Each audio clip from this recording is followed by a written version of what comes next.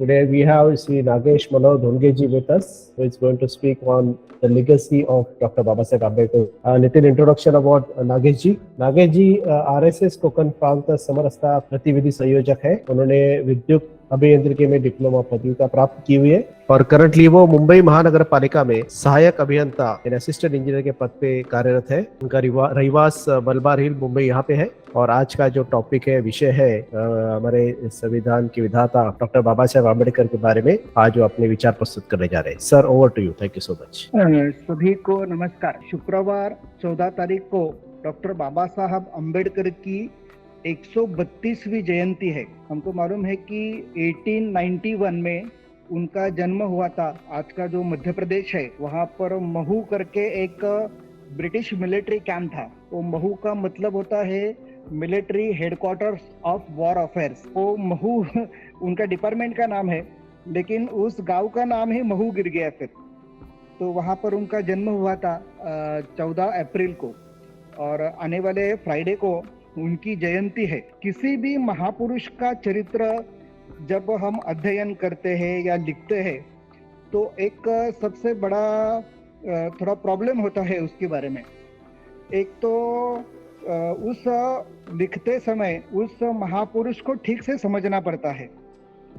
समझो उस महापुरुष को थोड़ा कम समझ लिया तो जो कुछ लिखना है वह उसके बारे में ठीक नहीं लिखा जाएगा. और अगर समझो उस महापुरुष को बहुत ज्यादा समझ लिया तो कोई भी भाषण करते नहीं बैठेगा या फिर लिखते नहीं बैठेगा. इसलिए मेरी जितनी समझ में डॉक्टर बाबा साहब आम्बेडकर आए उतना मैं आपके सामने रखता हूँ. क्योंकि डॉक्टर बाबा साहब आम्बेडकर समझो जिसे पूरे समझ में आएंगे वो कोई भाषण देते नहीं बैठेगा. तो डॉक्टर बाबा साहब आम्बेडकर ने जो क्रांति की है इस देश में वो क्रांति करेगा. तो इस प्रकार का उनका चरित्र बहुत ही जबरदस्त ऐसा उनका काम है. दुर्दैव से हमारे भारतीयों को डॉक्टर बाबा साहब आम्बेडकर ठीक से समझ में नहीं आए, ऐसा मेरा एक आरोप है. और वो आरोप भी ऐसा है कि उसके लिए सभी लोग जिम्मेदार हैं. हमको पता है कि डॉक्टर बाबा साहब आम्बेडकर को यानी भारत रत्न वो मिला, वो भी 90 के आसपास भारत रत्न मिला है. यानी उसको तो बहुत पहले ही मिलना चाहिए था, लेकिन दुर्दैव से बीच के भारत स्वतंत्र होने के बाद उनको भारत रत्न मिलने में भी इतना देर लग गया है. अभी डॉक्टर बाबा साहब आम्बेडकर को समझने में हम लोग गलती क्यों करते हैं? तो हमारे लोगों के मन में एक विचार रहता है कि डॉक्टर बाबा साहब आम्बेडकर कौन है? तो डॉक्टर बाबा साहब आम्बेडकर दलितों के नेता है. इस प्रकार का सामान्यता सभी लोगों के मन में विचार रहता है, और उसके लिए दोनों जगह से जिम्मेदार है लोग. जो आज का शेड्यूल कास्ट समाज है वह भी डॉक्टर बाबा साहब आम्बेडकर को ऐसे ही पेश करता है कि वो केवल हमारे नेता है, दूसरों के नहीं है.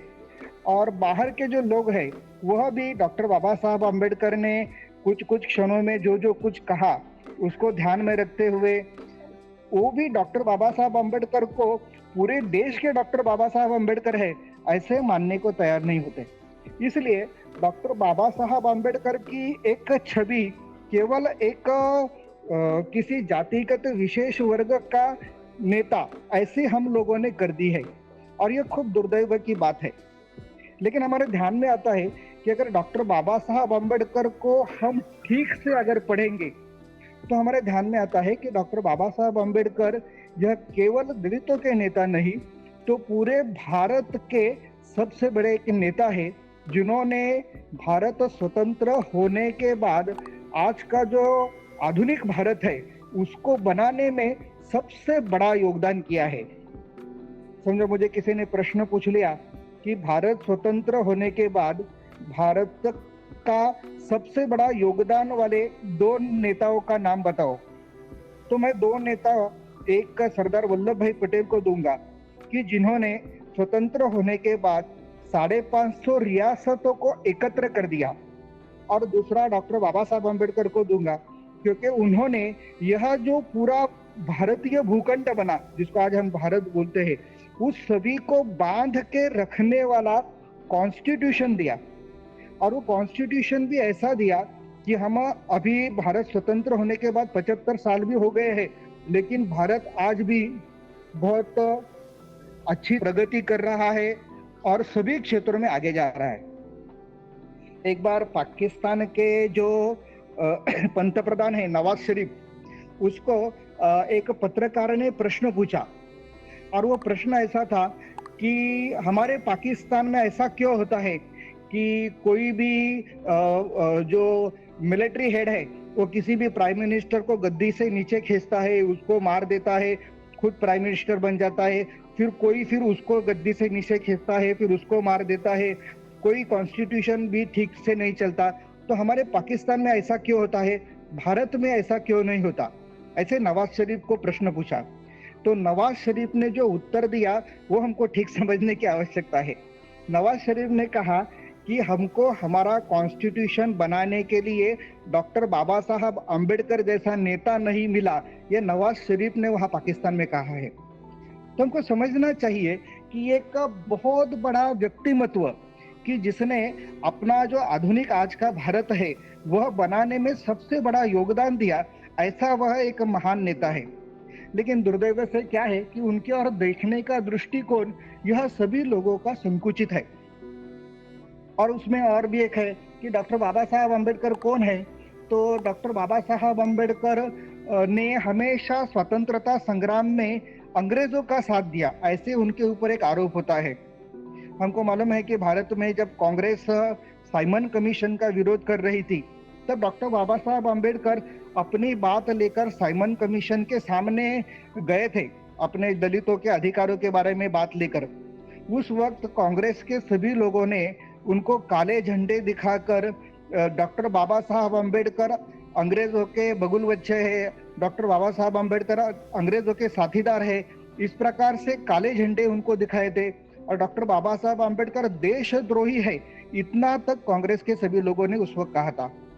यही बात पुणे करार जो महात्मा गांधी जी के साथ दलितों के आरक्षण के बारे में झगड़ा चल रहा था, उस वक्त भी है, उस वक्त भी डॉक्टर बाबा साहब अम्बेडकर को इस प्रकार से सुनना पड़ा। तो एक ऐसी छवि बना दी कि डॉक्टर बाबा साहब अम्बेडकर कौन है, तो उनका स्वतंत्रता संग्राम से कोई लेना देना नहीं, वो एक दलितों के नेता है, इस प्रकार से उनकी एक छवि सबने बना दी है। तो फिर डॉक्टर बाबा साहब अम्बेडकर असल में कौन है, उनका महत्व क्या है, यह समझने के लिए हमको थोड़ा बहुत किसी व्यक्ति को समझने में क्या क्या अड़चने आती है वह भी थोड़ा समझ के लेना पड़ेगा। जैसे डॉक्टर बाबा साहब अम्बेडकर ने अलग अलग वक्त पर जो जो कुछ बातें कही, उन बातों को लेकर हमेशा डॉक्टर बाबा साहब अम्बेडकर को फेल्स गॉड वगैरह ऐसा कुछ कहा जाता है कि वह दलितों के नेता है, ऐसा वगैरह कहा जाता है। तो एक बार स्वामी विवेकानंद का उदाहरण देता हूँ। स्वामी विवेकानंद एक बार एक बच्चे को कहा उसने कि भगवत गीता पढ़ने से अच्छा है कि तुम फुटबॉल खेलो। अभी उस बच्चे को स्वामी विवेकानंद जी ने ऐसा कहा, तो इसका मतलब यह नहीं कि डॉक्टर स्वामी विवेकानंद भगवत गीता के विरोधी थे। वो परिस्थिति ऐसी थी कि जिस बच्चे को स्वामी विवेकानंद ने कहा कि भगवत गीता खेलने से अच्छा है फुटबॉल खेलो, वो बच्चा बहुत ही कृश था, यानी शक्ति नहीं थी शरीर में। तो डॉक्टर स्वामी विवेकानंद कहते थे कि भगवत गीता समझने के लिए पहले अपनी एक कुछ शक्ति तो अपने शरीर में लेके आओ, और पहला काम पहले शक्ति अर्जन का करो और बाद में भगवत गीता का पढ़ो, इस प्रकार से है। तो किसी भी महापुरुष को वो कौन से संदर्भ में उसने कहा है, उसके पीछे का बैकग्राउंड क्या है, यह जब तक समझ में नहीं आता तो उस महापुरुष ने ऐसा ऐसा वाक्य क्यों कहा, यह हमको ठीक से समझ में नहीं आता। बाबा साहब अम्बेडकर के बारे में अगर हमको ठीक समझ में आना है तो एक विद्वान ने डॉक्टर बाबा साहब अम्बेडकर का एक लाइन में डेफिनेशन किया है कि बाबा साहब अम्बेडकर क्या है। तो वो कहता है कि doctor Baba Saheb Ambedkar is a first class academic, intellectual, economist, politician. अभी इसका जो मतलब है कि बहुत बड़ा विद्वान, ऐसा व्यक्ति जो बहुत बड़ा अर्थशास्त्र भी है और राजकीय क्षेत्र का भी व्यक्ति है, इस प्रकार का है और प्रथम श्रेणी का, इस प्रकार उनका वर्णन करते हैं। तो उसके बारे में हम लोग देखेंगे कि वह एकेडमिकियन कैसे है, यानी पढ़ाई के बारे में वो कैसे है। तो उन्होंने इंटर किया 1909 अपने बम्बई के एल्फिस्टन कॉलेज से, बीए किया 1913 एल्फिस्टन कॉलेज से ही। उसके बाद एमए 1915 में किया अमेरिका कोलंबिया यूनिवर्सिटी से, और वहां पर वह जाने के बाद 1915 में वहां गए थे, तो वहां पर उन्होंने एक छोटा थीसिस भी लिखा था। उसका जो है कि प्राचीन भारतीय व्यापार, इसके ऊपर उन्होंने थीसिस लिखा था, और बहुत कम उम्र थी उस वक्त, फिर भी वह थीसिस वहां सब जगह पब्लिश हुआ था। ये हमको ध्यान में रखना चाहिए। एमए करते समय एमए के उनके अलग अलग जो विषय है वह भी अगर हम लोग देखेंगे तो हमको ध्यान में आएगा कि कितना बड़ा, यानी अलग अलग विषयों में ज्ञान रखने वाला यह व्यक्ति है। जैसे अर्थशास्त्र है, समाज शास्त्र है, इतिहास है, तत्वज्ञान है, मानव वंश शास्त्र है और राज्य शास्त्र है। ऐसे अलग अलग विषयों में उनका पढ़ाई था। फिर उन्होंने 1917 में पीएचडी की कोलंबिया यूनिवर्सिटी से, और अर्थशास्त्र में और वो जो पीएचडी के लिए उन्होंने जो थीसिस लिखा, वो थीसिस का नाम है national dividend of India, a historical and analytical study. यह जो नेशनल डिविडेंड ऑफ इंडिया जो लिखा है वह भी इतना जबरदस्त है कि उसमें अंग्रेजों ने भारत को कैसे लूटा, इस प्रकार की उनकी सब स्टडी है। उन्होंने जो 3 अलग अलग स्टडी लिखी है, ये सभी इकोनॉमिक्स के ऊपर है। हमको ध्यान में रखना चाहिए कि डॉक्टर बाबा साहब अम्बेडकर का जो मेन सब्जेक्ट है वो अर्थशास्त्र है, और अर्थशास्त्र पे ही उनके अलग अलग 3 थीसिस है। फिर उनका एमएससी 1921 में किया लंदन स्कूल ऑफ इकोनॉमिक्स से, और वहाँ का उनका जो थीसिस है वो है provincial decentralisation of imperial finance in British India. इसका विषय भी यही था कि भारत में ब्रिटिशों ने भारत को कैसे लूटा। अभी हमको ध्यान में रहना चाहिए कि यह लंदन में लिख रहे हैं, और लंदन में लिखने के लिए उनको लंदन आर्काइव्स में बैठकर ईस्ट इंडिया कंपनी के सभी पुराने पेपर ढूंढकर उसमें से सब डिटेल्स निकाल कर, इकोनॉमिकल डिटेल्स निकाल कर उन्होंने ये थीसिस लिखा है।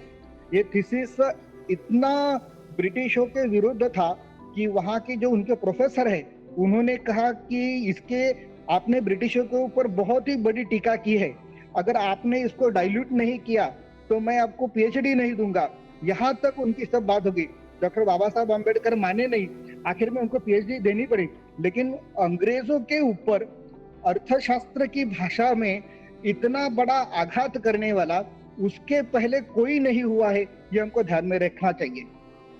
ये जो देखो, पहली तो बात है कि Indian school, London school of economics में एडमिशन मिलना किसी भारतीय को, यही बहुत बड़ी गर्व की बात है। क्योंकि हम लोग देखते हैं कि अर्थशास्त्र में इतनी पदवी लिया हुआ व्यक्ति पॉलिटिक्स में बहुत कम है। जैसे मनमोहन सिंह थे, वैसे अर्थशास्त्र में उस वक्त डॉक्टर बाबा साहब अम्बेडकर थे, और अंग्रेजों को उनकी ही भाषा में थीसिस लिखकर इस प्रकार से वो जवाब देते थे।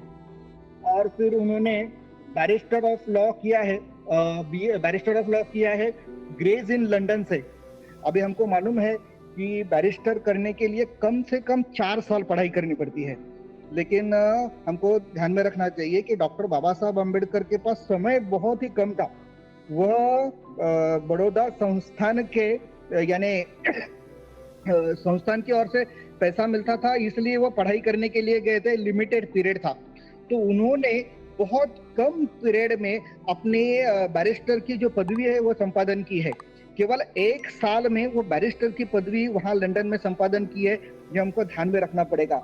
इतनी स्पीड से पढ़ाई करने वाला कोई भी नहीं है।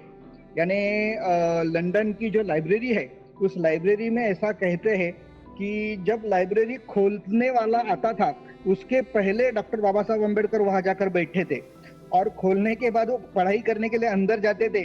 जब लाइब्रेरी वाला आता था कि मेरे को अभी बंद करना है, तभी बाहर निकलते थे। यानी पढ़ाई के बारे में इतनी लगन और इतना डेडिकेशन बहुत ही कम लोगों में दिखाई देता है, ये हमको देखने को मिलेगा। और वो डॉक्टर बाबा साहब अम्बेडकर में था, इसलिए यह सब जो डिग्रियां हैं वो प्राप्त कर सके। फिर 1923 में अभी वो वापस लंदन गए हैं पढ़ाई करने के लिए 1923 में, और फिर डीएसटी करके उन्होंने डिग्री ली है, वो लंदन स्कूल ऑफ इकोनॉमिक्स से ही ली है। और उन्होंने उस वक्त का उनका जो थीसिस है, द प्रॉब्लम ऑफ रूपी, its origin and it's solution, अब ये 1923 में लिखा हुआ यह उनका थीसिस है। अभी मैं ये जो सभी थीसिस बोलता हूँ, यह सभी थीसिस मार्केट में आज अवेलेबल है, यानी लिखे हुए उन्होंने। हमको वो जब देखते हैं तो हर एक थीसिस 300 400 पेज का है। इतना बड़ा स्टडी और इतना बड़ा वो अपनी बहुत ही कम उम्र में कर चुके हैं, यह हमको ध्यान में रखना पड़ेगा। और भी एक आनंद की बात ऐसी है कि उन्होंने जो दो प्रॉब्लम ऑफ रूपी करके ग्रंथ निकाला था, उसी के आधार लेकर 1935 में रिजर्व बैंक ऑफ इंडिया की स्थापना हुई है। ये हमको ध्यान में रखना पड़ेगा। 1935 में रिजर्व बैंक की जब स्थापना हो रही थी तो सभी लोग डॉक्टर बाबा साहब आम्बेडकर के थीसिस को ही रेफर करके उसको बना रहे थे। उसके बाद doctor of law Columbia University ने उनको प्रदान की, और doctor of literature Hyderabad Osmania University ने उनको प्रदान की है। तो लगभग अलग अलग 32 डिग्रीज डॉक्टर बाबा साहब आम्बेडकर ने प्राप्त की है, शैक्षणिक डिग्रीज। मैंने कहा कि अलग अलग बड़ी बड़ी यूनिवर्सिटीज में डॉक्टर बाबा साहब आम्बेडकर ने डिग्रियां ली है। आज हम जहां जहां ने डॉक्टर बाबा साहब आम्बेडकर ने डिग्रियां ली है, उन सभी यूनिवर्सिटी में गए तो वहां पर डॉक्टर बाबा साहब आम्बेडकर का पुतला उस यूनिवर्सिटी के बाहर लगा हुआ है। ये ऐसे हमको देखने को मिलता है। वो यूनिवर्सिटी मानती है कि हमारे यहाँ से सबसे अच्छा पढ़ा लिखा व्यक्ति कोई बाहर निकला है तो उसमें डॉक्टर बाबा साहब आम्बेडकर एक है, ऐसा यह सभी यूनिवर्सिटी मानती है। यानी Columbia University America, Oxford England की है, कैम्ब्रिज इंग्लैंड की है, ऐसे अलग अलग लोग इसको मानते हैं। तो अत्यंत विद्या विभूषित ऐसा व्यक्तिमत्व डॉक्टर बाबा साहब है। मैंने कहा कि उन्होंने बहुत सी किताबें भी लिखी है, 22 अलग अलग प्रकार के ग्रंथ उन्होंने अपने जीवन में लिखे हैं।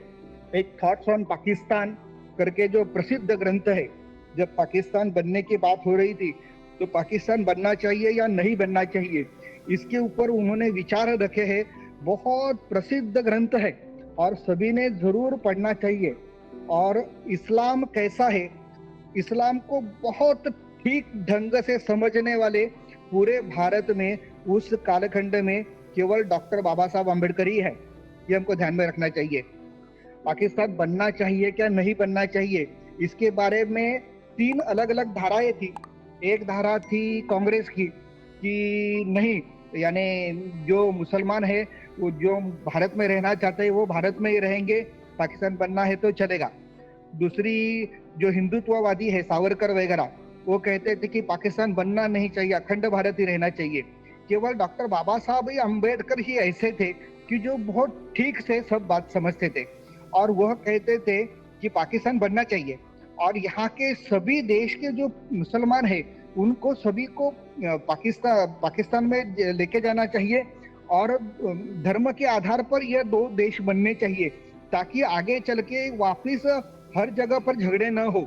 यह बात उस वक्त थॉट्स ऑन पाकिस्तान में डॉक्टर बाबा साहब आम्बेडकर ने लिखी है। यानी पूरी तरह जो वास्तव में है, जिसकी ऐसा विचार डॉक्टर बाबा साहब आम्बेडकर हमेशा करते थे। उसने पूरा इस्लाम की निर्मिति से एनालिसिस किया है कि इस्लाम कैसे विचार करता है किसी भूमि के बारे में, किसी अन्य मजहब के लोगों के बारे में। यह सब उन्होंने उसमें थॉट्स ऑन पाकिस्तान में विचार किया है और उसके आधार पर उन्होंने कहा कि सभी को पाकिस्तान में भेज दो। इस प्रकार से उनका विचार रहता था। हु वेयर शूद्रास करके उनका और एक ग्रंथ है, उस ग्रंथ में शूद्र मूलतः कौन है इस प्रकार का उन्होंने विवेचन किया है। हमको पता है कि ब्रिटिशों ने हमको एक थ्योरी दी है, और वो थ्योरी क्या है कि आर्य करके कोई बाहर से इस देश में आए और आगे यहाँ संस्कृति शुरू हो गई। बाबा साहब आम्बेडकर ने हु वेयर शूद्रास में 35 पन्ने उस ग्रंथ के इस बात को समझाने के लिए दिए, लिखे हैं कि आर्य कोई बाहर से नहीं आए, आर्य यहाँ के ही है।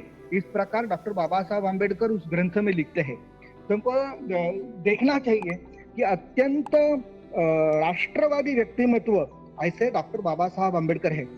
हमको मालूम है कि लोकमान्य तिलक ने भी यह मान्य किया था कि आर्य बाहर से आए हैं, लेकिन डॉक्टर बाबा साहब आम्बेडकर लोकमान्य तिलक को भी कहते हैं कि आर्य बाहर से आए हैं, ऐसे लोकमान्य तिलक जैसे ब्राह्मण ने कहना ये बहुत दुर्दैव की बात है, इस प्रकार की भी बात वो करते हैं। तो वो एक काय है, annihilation of caste, the problem of rupee, Buddha Buddha and Karl Marx, ancient India commerce, ऐसे अलग अलग ग्रंथ उन्होंने बनाए हैं। डॉक्टर बाबा साहब आम्बेडकर को अगर समझना है तो 22 अलग अलग उनके ग्रंथ है, बुक्स है, वो हमें पढ़ने चाहिए और फिर उसमें से डॉक्टर बाबा साहब आम्बेडकर हमको समझ के लेना चाहिए।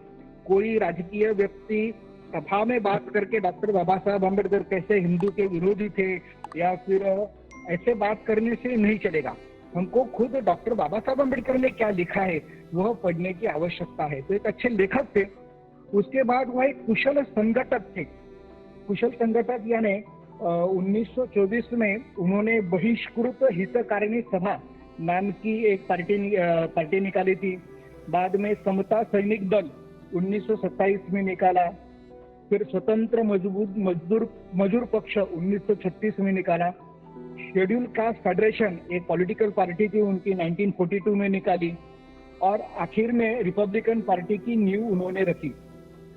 तो पॉलिटिक्स में रहकर इतनी अलग अलग संगठना बनाना और वह संगठना चलाना, ऐसा काम करने वाले भारत के कितने नेता रहेंगे उस कालखंड में। तो हमको ध्यान में आता है कि ऐसे केवल 2 ही नेता है कि जो ऐसी बहुत सारी पॉलिटिक्स यानी ऑर्गेनाइजेशंस बनाकर उसको चलाने की क्षमता रखते थे। एक महात्मा गांधी थे और डॉक्टर बाबा साहब आम्बेडकर थे। बहुत सी यूनियंस भी चलाई है डॉक्टर बाबा साहब आम्बेडकर ने, और हमें को मालूम है कि मुंबई महानगर पालिका की यूनियन भी थी, रेलवे में भी थी, अलग अलग मुंबई की जो मिल्स है उनमें भी उनकी यूनियन थी। और जब यूनियन का काम करते थे तो हम लोग को मालूम है कि उस कालखंड में भारत में कम्युनिस्ट यूनियनों का बहुत बड़ा यानी दबदबा था। कम्युनिस्ट यूनियन बहुत थी और बाबा साहब आम्बेडकर इन सभी कम्युनिस्ट यूनियनों के विरोध में अपने यूनियन चलाते थे। डॉक्टर बाबा साहब आम्बेडकर कामगारों को हमेशा कहते हैं कि कम्युनिस्टों को केवल कामगारों के कंधे पर बंदूक रखकर यानी सत्ता प्राप्त करनी है, कामगारों का केवल इस्तेमाल करना है, उनका भला नहीं करना। इस प्रकार का डॉक्टर बाबा साहब आम्बेडकर सोचते थे। यानी डॉक्टर बाबा साहब आम्बेडकर कम्युनिज्म के घोर विरोधी थे। उन्होंने कहा कि मेरा समाज यानी कम्युनिज्म और मेरा समाज, इनके बीच में मैं एक दीवार की तरह खड़ा हूं। ये डॉक्टर बाबा साहब आम्बेडकर का वाक्य है जो हमको ध्यान में रखना पड़ेगा। अब डॉक्टर बाबा साहब आम्बेडकर को समझना है तो पहला भारत में क्या चल रहा था उस कालखंड में, यह भी समझने की आवश्यकता है। तो उस कालखंड में 2 प्रकार के आंदोलन चलते थे भारत में। एक को कहा जाता था सामाजिक स्वतंत्रता का आंदोलन, और दूसरे को कहते हैं राजकीय स्वतंत्रता का आंदोलन। अब ये राजकीय स्वतंत्रता का आंदोलन है, उनका क्या कहना था कि ये अंग्रेज हमारे ऊपर राज कर रहे हैं, उनको अपने देश से निकाल दो, फिर इंग्लैंड भेज दो और फिर हम लोग राज करेंगे। इस प्रकार का राजकीय स्वातंत्र्य हमको मिलना चाहिए, इस प्रकार के लोग सोचते थे। फिर वो राजकीय आंदोलन स्वतंत्रता का आंदोलन करने वाले कौन थे, तो अलग अलग क्रांतिकारक है, फिर गांधी जी है, फिर सावरकर है, सभी प्रकार के जो नेता अंग्रेज जाने चाहिए इस प्रकार की सोच में थे, ऐसे सब राजकीय स्वतंत्रता का आंदोलन लड़ रहे थे। दूसरा, सैकड़ों साल से भारत में और एक आंदोलन चल रहा था और वो आंदोलन है सामाजिक स्वतंत्रता का आंदोलन।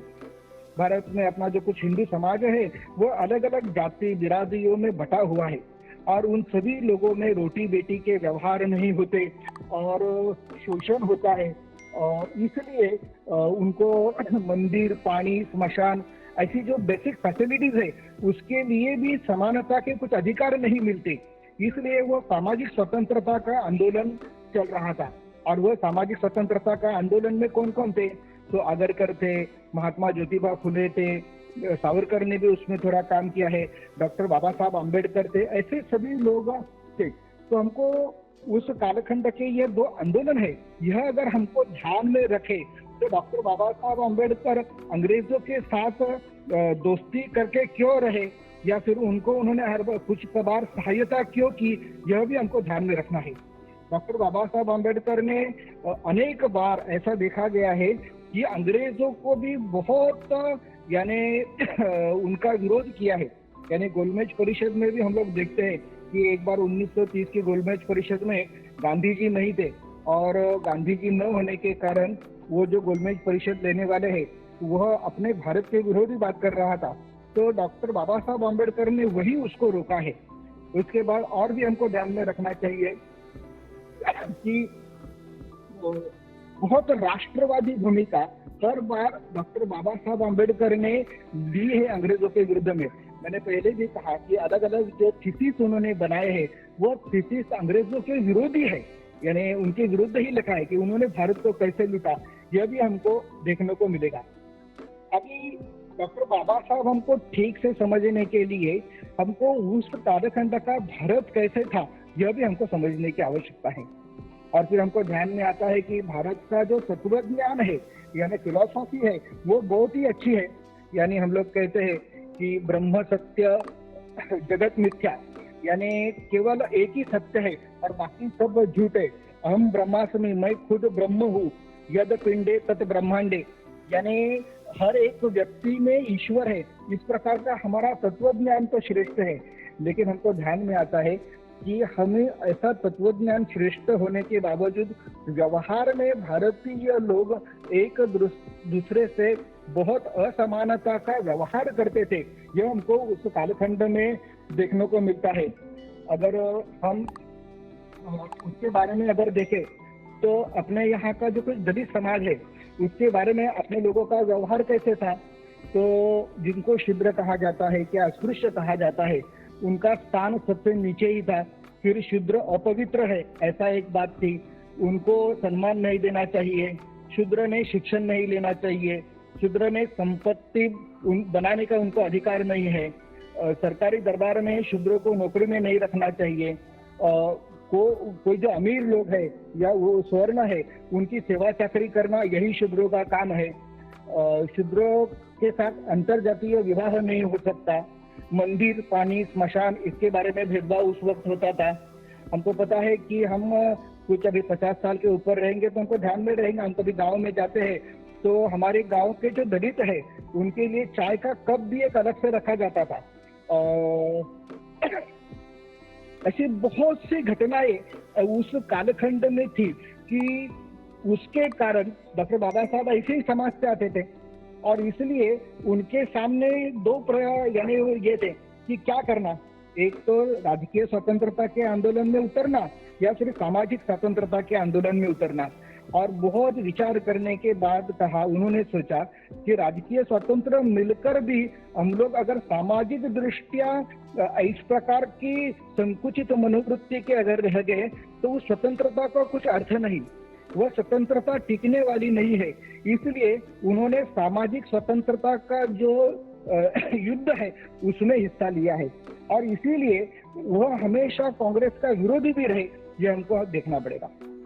तो डॉक्टर बाबा साहब आम्बेडकर को समझने के लिए उनके पीछे की बैकग्राउंड क्या है, बाबा साहब आम्बेडकर को क्यों इस प्रकार से यह सामाजिक स्वतंत्रता का आंदोलन लड़ना पड़ा, इस प्रकार का भी हमको सोचना पड़ेगा। अभी बाबा साहब आम्बेडकर का यह जो आंदोलन है क्या सच में डॉक्टर बाबा साहब आम्बेडकर उसमें जीत गए क्या, तो हमको देखना पड़ेगा कि डॉक्टर बाबा साहब आम्बेडकर 100% उसमें जीत गए हैं।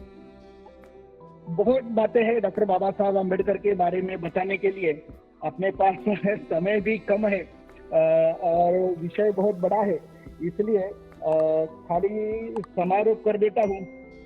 डॉक्टर बाबा साहब आम्बेडकर का हम लोग को पता है कि बहुत से कांड है। 1942 से 1946 वाइसराय काउंसिल बनी थी, यानी सेकंड वर्ल्ड वॉर शुरू हुआ था और वाइसराय काउंसिल में फिर डॉक्टर बाबा साहब आम्बेडकर को श्रम मंत्री और पीडब्ल्यूडी ऐसे 2 डिपार्टमेंट्स देकर उनको मंत्री बनाया गया था।